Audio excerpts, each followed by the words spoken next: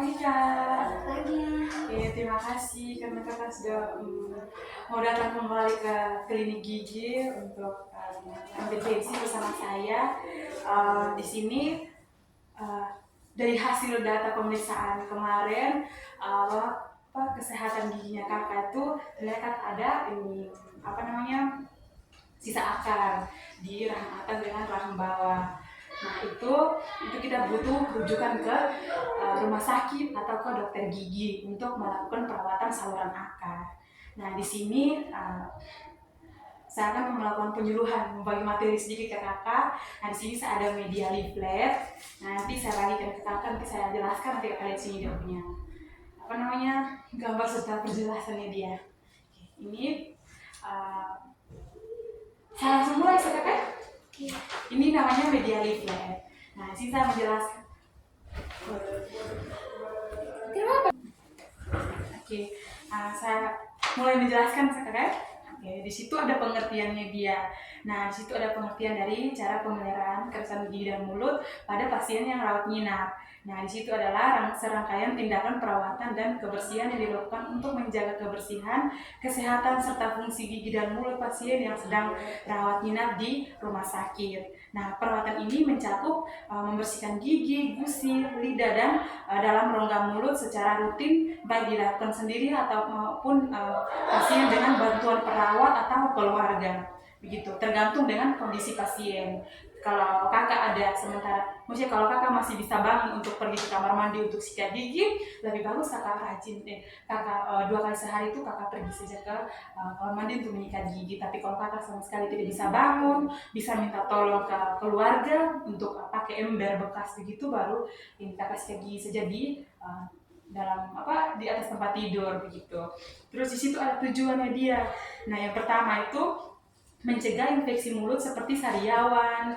Sariawan itu yang biasa kita rasakan itu yang ada benjolan atau luka di bibir itu, gingivitis. Nah, gingivitis itu penyebabnya dia itu kalau kita terlalu sikat gigi terlalu keras juga itu bisa menyebabkan gingivitis. Terus dengan infeksi jamur, kalau kita kasih tinggal rongga mulut kita dalam keadaan kotor atau sisa-sisa makanan yang ada dalam rongga mulut itu bisa menyebabkan infeksi jamur gitu. Terus yang kedua, mengurangi risiko infeksi saluran pernapasan akibat masuknya bakteri dari dari dalam mulut. Nah, kalau kakak ada seperti tadi kakak ada ini sisa akar, kalau kakak malas untuk menyikat gigi, nah bakteri-bakteri dari dalam lubang gigi itu bisa masuk ke aliran darah.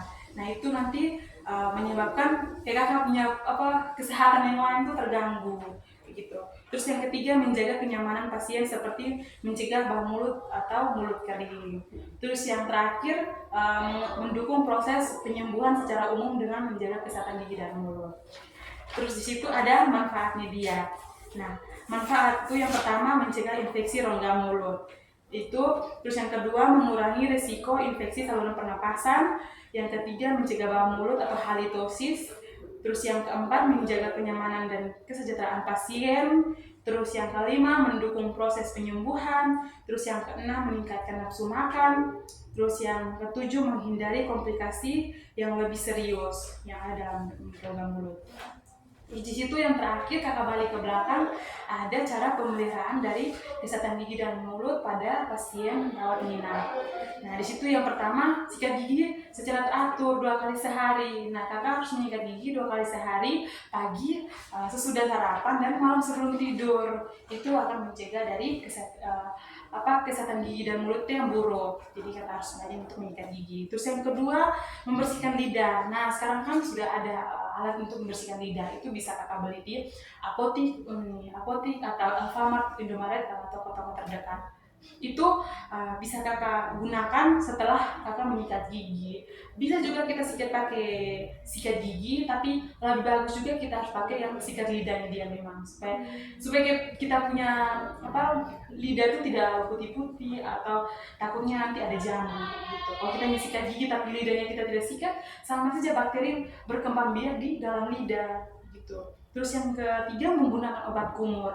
Nah kita harus ini habis makan atau habis sikat gigi kita harus menggunakan obat kumur. Itu obat kumur sudah tersebar luas penjualannya, bisa di apotik, toko-toko. Nah itu bisa kakak pakai Listerine. Kakak bisa lihat contohnya kayak begini. Terus melembabkan rongga mulut, apalagi kita harus rajin minum air. Terus apalagi kalau kita pun bibir kering, kita coba pakai Vaseline. Vaseline itu bagus untuk mencegah bibir pecah-pecah. Yang terakhir, periksa kesehatan gigi dan mulut di klinik gigi. Itu kalau untuk orang dewasa 6 bulan sekali. Terus kalau untuk anak-anak itu 3 bulan sekali. Mungkin itu saja penjelasan dari saya. Mungkin ada yang ingin kakak bertanya?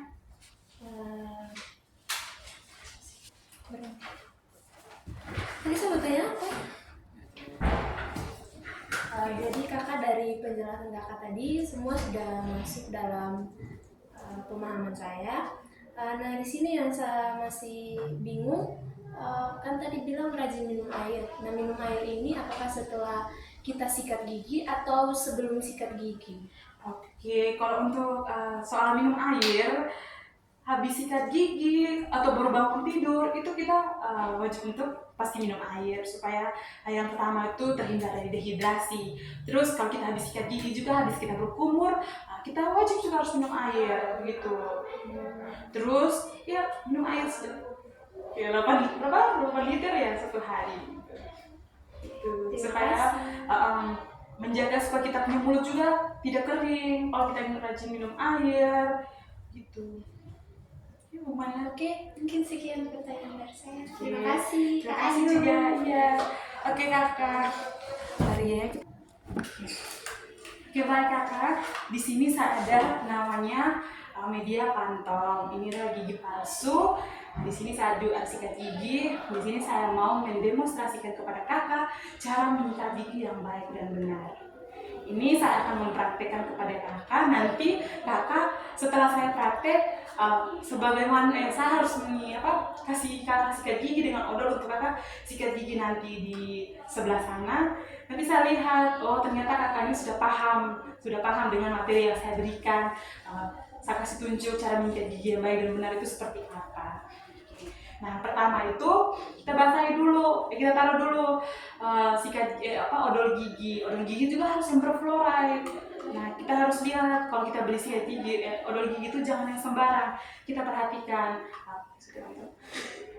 kita harus lihat ini dia punya odol itu berfluoride atau tidak. Kita jangan beli sembarang Pepsodent. Nah pemilihan sikat gigi itu harus benar, harus kita lihat, oh dia punya bulu sikat gigi ini, oh kita harus pakai yang halus supaya kita punya gusi itu tidak mudah terluka.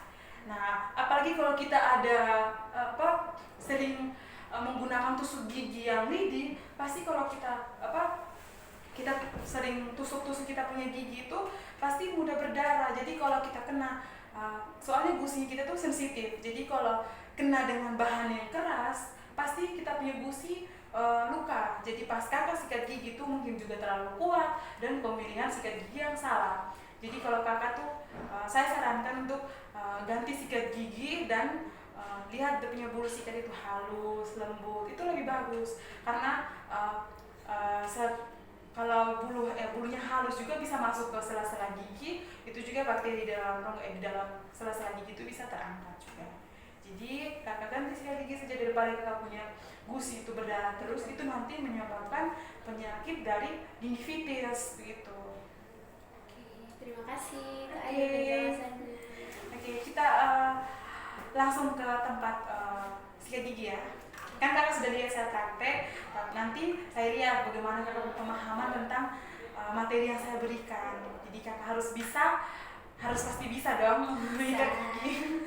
Oke, kita ke sebelah. Bye bye. Oke, baik kakak, di sini saya ada sikat gigi dan odol gigi. Nanti kakak saya lihat bagaimana kakak punya pemahaman tentang tadi saya praktek untuk sikat gigi. Ayo. Oke kakak, silakan. Ukur dulu mulut, terus ke sini. Itu sudah ajar lagi kakak.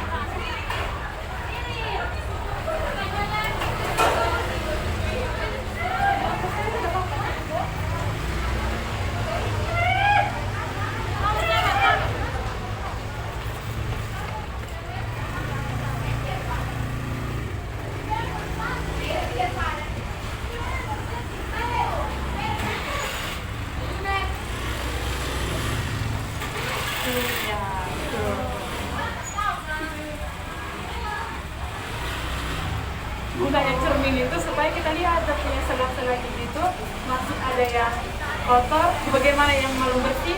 Jadi kita bisa melihat jangkauannya di bagian mana yang masih kotor.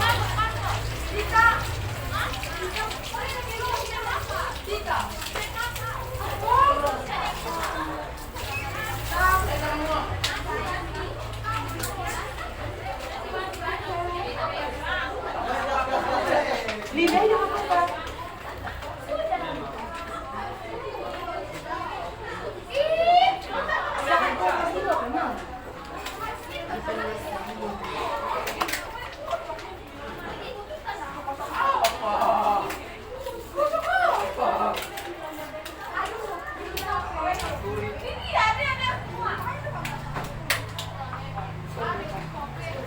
Odol, tuh aja sambal odol. Ini mas. Pembukaan tuh. Buka sekarang. Ini mau tanya sih.